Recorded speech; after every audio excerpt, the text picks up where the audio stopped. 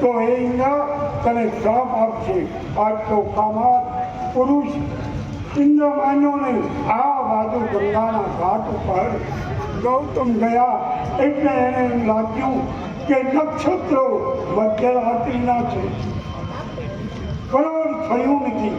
અને આ શું એની સમાધિ લગાવી જોયું તો સળકપટ કરવા માટે ઇન્દ્ર પોતાના આશ્રમમાં અને જે પુકાર રૂપી ચંદ્ર હતો એને જોયું એટલે એકદમ હાથમાં ધોતિયું લઈ અને પોતાના આશ્રમ તરફ રવાના થયા.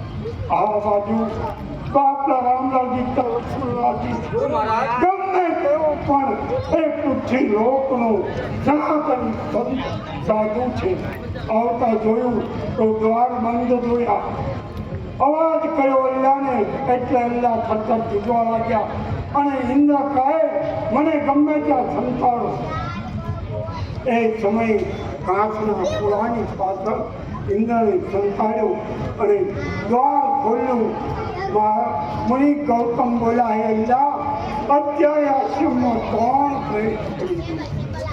એ વખતે ઋષિના ક્રોધને ખાઈ ન શકવા માટે અલ્લાહ બોલ્યા કે જો મને સાચી હકીકત બતાવી તો જરૂર મહામુનિ ગૌતમ એને શ્રાપ આપશે અને ઇન્દ્રનો પ્રશ્ન કરશે. એટલે અલ્લાહ ઇન્દ્રનો બચાવ કરવા ખોટું બોલ્યા કે કોઈ નથી, એ સ્વામિનાથ કોઈ નથી. એ વખતે જે સમાધિમાં દ્રશ્ય જોયું હતું એ ગૌતમની હાથ પર આવ્યું અને કહ્યું નહીં અલ્લાહ તમે જૂઠું બોલો છો. અત્યારે તમારા આપણા આશ્રમમાં ઇન્દ્ર પોતે છે. ઇન્દ્રને કંઈ પ્રગટ થા. ઇન્દ્ર થતા ઘૂંટી પ્રગટ થયો. આ બાજુ કુકડાના રેસમાં ચંદ્ર આવ્યો. બંને દેવતાઓ ઉભા હતા અને મહામુનિ ગૌતમ ઇન્દ્રને શ્રાપ આપ્યો જા ઇન્દ્ર દેવલોકમાં વસવા છતાં આટલો બધો તારામાં કામાત અને વિકાર છે તો તારા શરીરમાં 1000 સિદ્ધો થઈ અને વિકારનો નાશ થાય, તારું રૂપ ખંડિત થાય. ચંદ્રને કહ્યું હે ચંદ્ર તે સળકપટ કરી અને કુકડાનું આહ્વાન કર્યું માટે જા તને શ્રાપ આપું છું કે 15 દિવસ તારી ક્રાંતિ તારું તેજ વધશે અને 15 દિવસ વધશે. એ બંનેને શ્રાપ આપી મહામુનિએ અલ્લાહને કહ્યું હે અલ્લાહ તમે પતિ પારાયણ હોવા છતાં તમે જૂઠું બોલ્યા એટલે જાઓ આશ્રમની અંદર તમે ઝાડ થઈને વસો. એટલે એક પથ્થર સમાન અલ્લાહ હતા.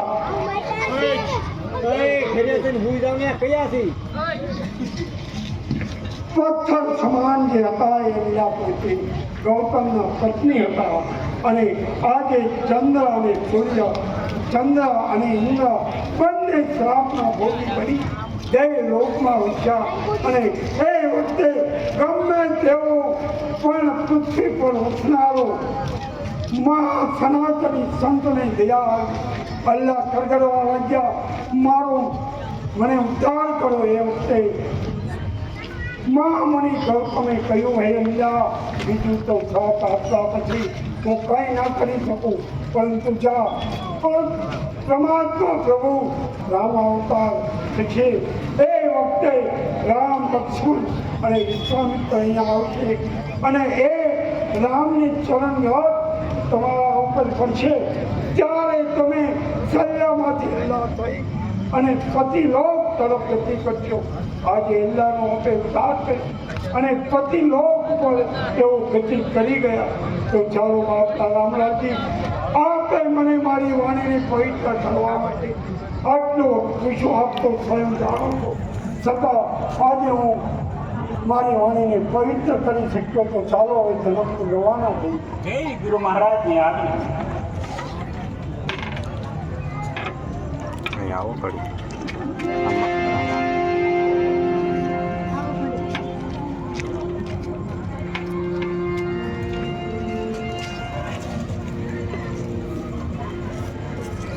ફેરવવા પડશે.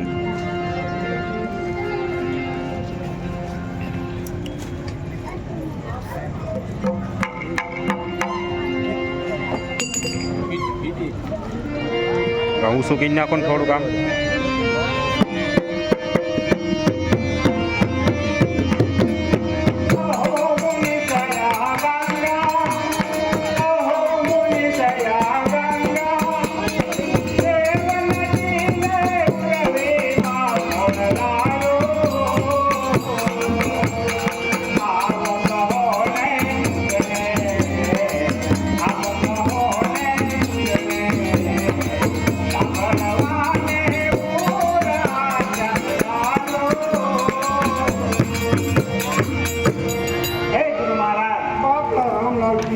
સ્વર્ગમાંથી ગંગાજી અહીંયા કેવી રીતે પધાર્યા અને કોણ અહીં તેને લાવ્યું તે આપ મને કહો. બાપલા રામલાલજી, કથા બહુ વિસ્તાર બહુ મોટી છે, છતાં હું આપને મારી હોળીને પવિત્ર કરવા સંક્ષિપ્તમાં કહું છું કે પૂર્વે અયોધ્યાની ગાદી પર રાજા સગર થયા. સગર રાજાને સંતાન ન હોવાથી તેઓએ પુત્ર કામેથી યજ્ઞ કરાવ્યો. યજ્ઞ એ પ્રગટ થઈ એક ફળ આપ્યું અને રાજાને કહ્યું, હે રાજા, આ તમે તમારી બંને રાણીઓ નિમિત્ત આવી આમ એ વખતે રાજા ફળ લઈ અને પોતાના મહેલમાં આવી અને પોતાની માટીની રાણીને કહ્યું, તેમાં આમાંથી અડધો ભાગ અણમાટીને આપ્યો. હે બાપા રામલાલજી, ગુરુ મહારાજ, માટીની રાણી પોતે અહંકારી કપટી હોવાથી એને એમ કહ્યું કે પોણો ભાગ હું ખાઉં અને આ ભાગ એને આપું. એટલે અણમાટી તેને આ ભાગ આપતો. પોણા ભાગનો જે પ્રસાદ હતો તે પોતે આરોગી ગઈ. 9 માસની અવધિ પૂરી થઈ. સગર રાજાની ત્યાં અણમાનીથી રાણી હતા એને મહાપ્રતાપી એવો પુત્ર પ્રગટ થયો.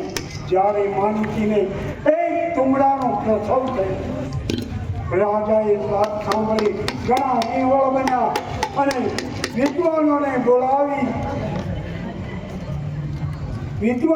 બોલાવી એ તુમડા પ્રત્યે પૂછ્યું. એટલે વિદ્વાનોએ કહ્યું કે આ તુમડામાં શિરછેદ કરો. એનો શિરછેદ થયો એટલે 60,000 અહંકારી અભિમાની કપટી એવા પુત્રો પ્રગટ થયા. સગર રાજાએ પોતાના 60,000 પુત્રોને બાહુબળથી સમય યજ્ઞનો આરંભ કર્યો. એક યજ્ઞ 2 કર્ણ કરી 99 યજ્ઞ પરિપૂર્ણ થયા. 100મો યજ્ઞ સમાપ્ત થયો. 101મો યજ્ઞ એમણે શરૂ કર્યો. એ વખતે યક્ષોની છૂટો ઉઠ્યો. આ તરફ ઇન્દ્રલોકમાં ઇન્દ્રે માન્યું કે 101 યજ્ઞ પૂર્ણ થશે તો જરૂર સગર રાજા મારું સિંહાસન લઈ.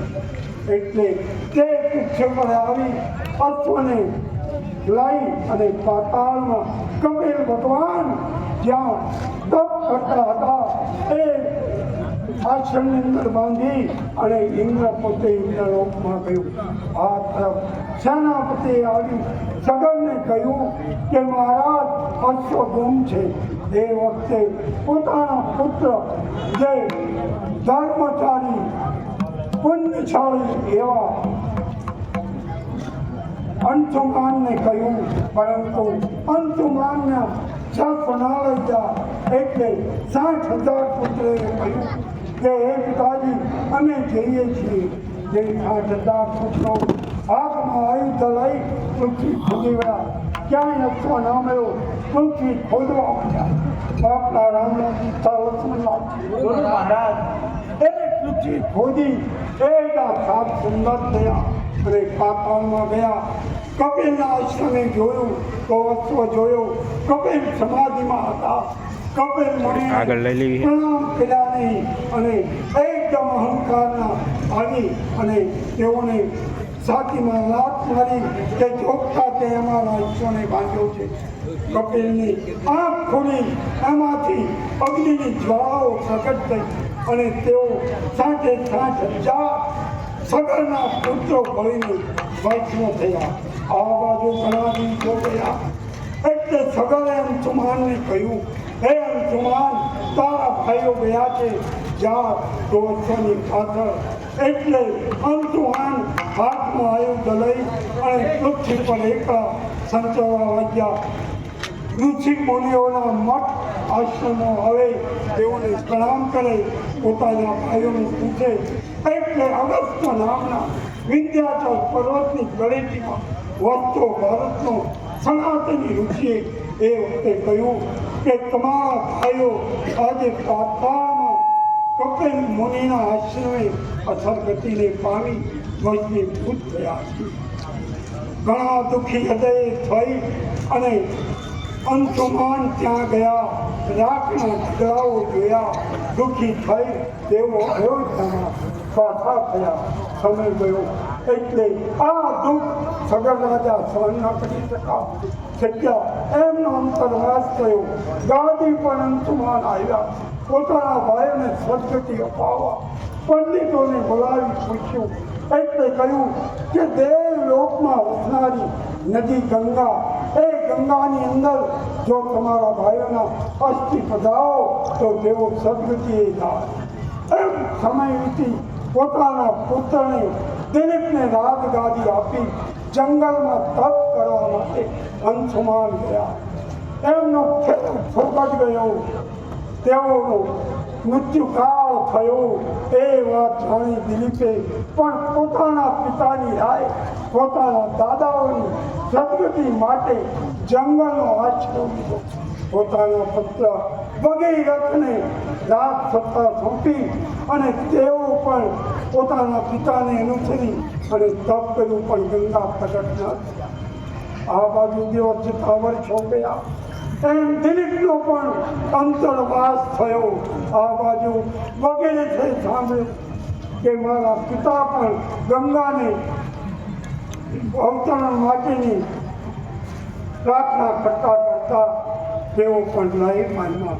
એટલે એઓ પોતાના પુત્રને આપી રાજની પુરા અને પિતાના પગલે પોતાના વડવાઓની સદગતિ માટે તપ કરવા ગયા. મહાન ભગીરથ, તમારા પ્રભુ કુળનો કુળ બની એવો ભગીરથે જમણા અંગૂઠા પર તપ કર્યું. એટલે દેવતાઓમાં ખળભળાટ થયો. ગંગાને કહ્યું કે તમારું આહવાન માગે છે, જાઓ જઈ એને પ્રસન્ન થાવ. ભગીરથે તપ જોઈ ગંગા આવ્યા. ગંગાએ કહ્યું કે માગ ભગીરથ. ત્યારે કહ્યું મારા વડવાઓની અસરગતિ થાય છે, તો ચાલો એની સદગતિ માટે. એટલે ગંગાએ કહ્યું હું દેવલોકમાં વસનારી નથી, મારો આ રચકાયા દેહ પૃથ્વી પર હું ઉતરું તો તરત પાતાળમાં બરવડી ગયો, માટે મારો રથ સમાન આ દેહ કોણ ઝીલી શકે. ત્યારે ભગીરથે બે હાથ જોડી કહ્યું, હે મૈયા, આપ જ કહો, મારે કોને કહેવું. એ વખતે મદ અને અભિમાનમાં ગંગાએ શિવજીનું સૂચન કર્યું કે શિવજી જો એની જટામાં ખોલે તો એ જ મારો રથ કાયદે કરી શકે. એટલે ભગીરથે શિવજીનું તપ કર્યું. શિવજી પ્રસન્ન થયા. માગવાનું કહ્યું. ભગીરથે માગ્યું કે તમે મા ગંગાના રથ કાયને જીવી શકો. એ વખતે શિવજીએ વિચાર્યું કે ગંગા ઘમંડમાં અભિમાનમાં આ બોલી છે, તો લાવ ભલે ભગીરથ બોલાવ એને. અને ભગીરથે ગંગા મૈયાને આહ્વાન કર્યું. જેવા ગંગાને એમ કે હું પણ શિવજીને પાતાળમાં લઈ જાઉં, પરંતુ જેવા ગંગા જટા ઉપર આવ્યા શિવજીની, એટલે શિવજીએ જટા બાંધી દીધી અને ગંગાજી 6 મહિના સુધી શિવજીની જટામાં અટવાઈ ગયા. આ બાજુ ભગીરથ બે હાથ જોડી શિવજીને વિનંતી કરે છે, મારા વડવાઓની સદગતિ માટે મેં ગંગાને આહ્વાન કર્યું છે અને આ પ્રભુ મારા પર પ્રસન્ન થઈ અને ગંગાજીને જટામાંથી મુક્તિ આપી. એ વખતે શિવજીએ એક લટ ખોલી અને એ લટમાંથી ગંગાની ધારાઓ તૂટી અને એનું નામ આજે હિમાલયમાં ગંગોત્રી તીર્થ. બાપલા રામલાલજી મહારાજ પછી ગંગાએ કહ્યું તારા વડવાઓ ક્યાં છે? એટલે ભારતના એ મહાન ભગીરથે વિચાર્યું કે જો પાદરો ત્યાં આહવાન કરાવી તો વચ્ચે આવતા તીર્થ ક્ષેત્રનો મહિમા નહીં રહે. એટલે ગંગોત્રીમાંથી નીકળી અને પગપાળા કાશી હરિદ્વાર ઋષિકેશ થઈ અને તેઓ જ્યાં આજે બંગાળનો આખાત કહેવાય છે જ્યાં ગંગાજી પોતાના વડવાઓને સદગતિમાંથી ભગીરથ લઈ ગયા અને ભગીરથ લાવ્યા ગંગાને. એટલે આ ગંગાનું નામ ભગીરથી ગંગા પણ કહેવાય છે. હે બેટા રામલાલજી ગુરુ મહારાજ આપણે મને મારી વાણીને પવિત્ર કરવા માટે ગંગાનું ઉદ્બોધન કરાય અને મારી આ વાણીને મારા દેહને આપે પવિત્ર બનાવ્યો. એ બદલ હે પરમાત્મા હું આપને ખૂબ ખૂબ આભાર માનું છું. બાપલા રામલાલજી ચાલો હવે જનકપુર જવા રવાના થઈ. જય તમારી આજ્ઞા.